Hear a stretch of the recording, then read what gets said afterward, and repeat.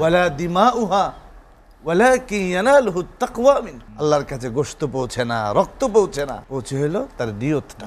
এজন্য কেউ যদি 10 লক্ষ টাকা দিয়ে একটা গরু ক্রয় করে এবং সেটা নিজের আত্মীয়স্বজন সবাই মিলে এটাকে আপনার যতটুকুন দেওয়ার ততটুকুন না দিয়ে অল্প দিল, কিন্তু নিয়ত ঠিক। আর একজন 10 লক্ষ টাকা দিয়ে ক্রয় করে পুরোটাই বিলাই দিল, নিয়ত ঠিক নাই, মুশকিল আছে। কারণ কুরবানির সম্পর্ক নিয়তের সাথে।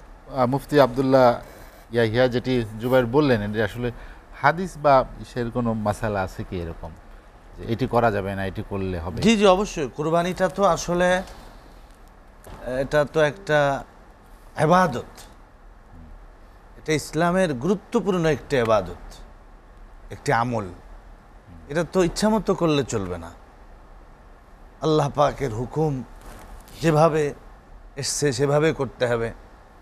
নবীজি মুহাম্মদুর রাসূলুল্লাহ সাল্লাল্লাহু আলাইহি ওয়াসাল্লামের নির্দেশনা যেভাবে, তরিকা যেভাবে, সেভাবে করতে হবে। আজকাল সত্যি আমাদের কাছে অবাক লাগে যে কুরবানিটাকে একটা তামাশায় পরিণত করা হচ্ছে।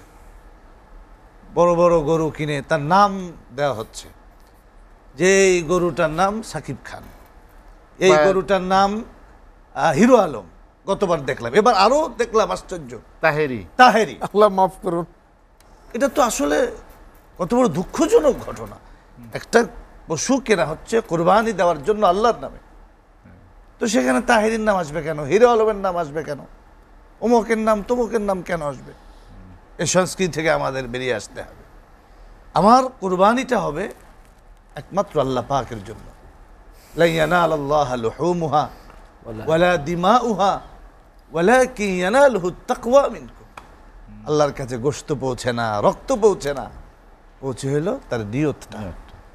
এজন্য কেউ যদি 10 লক্ষ টাকা দিয়ে একটা গরু ক্রয় করে এবং সেটা নিজের আত্মীয়স্বজন সবাই মিলে এটাকে আপনার যতটুকুন দেওয়ার ততটুকুন না দিয়ে অল্প দিল, কিন্তু নিয়ত ঠিক। আর একজন 10 লক্ষ টাকা দিয়ে ক্রয় করে পুরোটাই বিলাই দিল, নিয়ত ঠিক নাই, মুশকিল আছে। কারণ কুরবানির সম্পর্ক নিয়তের সাথে।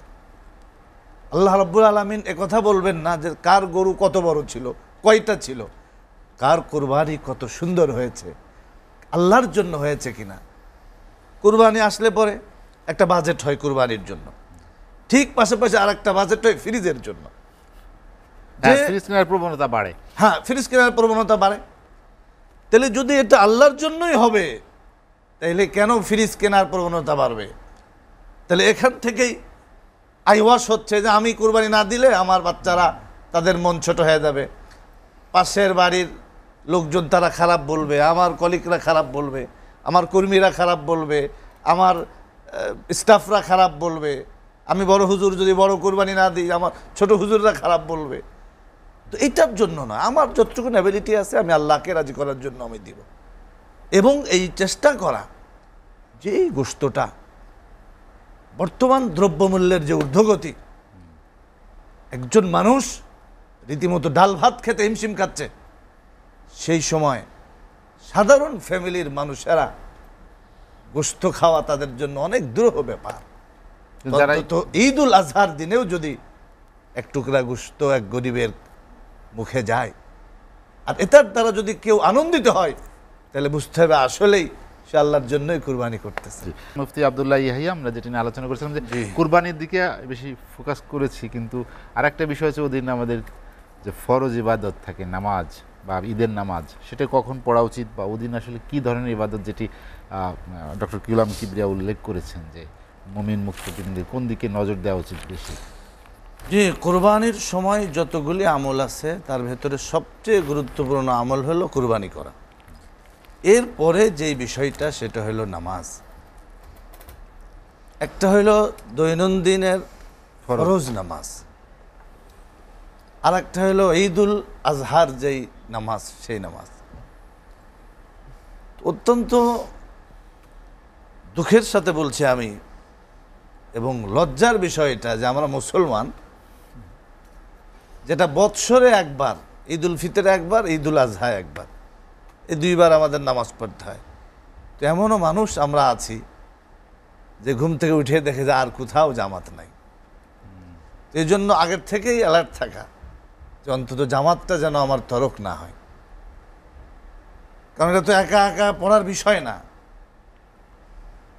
নাম্বার 2 হইল ঈদুল আজহার দিনে যে একটা অসুবিধা হয় সেটা হলো এই কুরবানির পশু জবাই করার পরে এক শ্রেণী হলো যারা এটা জবাই করে এরপরে এগুলা বন্টন করে বিলায়, আর এক শ্রেণী হলো ঘরের মহিলারা, মা বোনেরা, শেষ করতে চাই ওনারা রান্না বান্নার সব কিছু মিলে। আমার কথা হলো এমন না হয় যে কুরবানির গোশত রানতে গিয়ে বন্টন করতে গিয়ে নামাজ মানুষকে দিতে গিয়ে জোহরের নামাজটা কাজা না হয়, আসরের নামাজটা নষ্ট না হয়। মুফতি বিষয়ে আব্দুল্লাহ যথেষ্ট। ইয়াহিয়া, আপনাকে অসংখ্য ধন্যবাদ।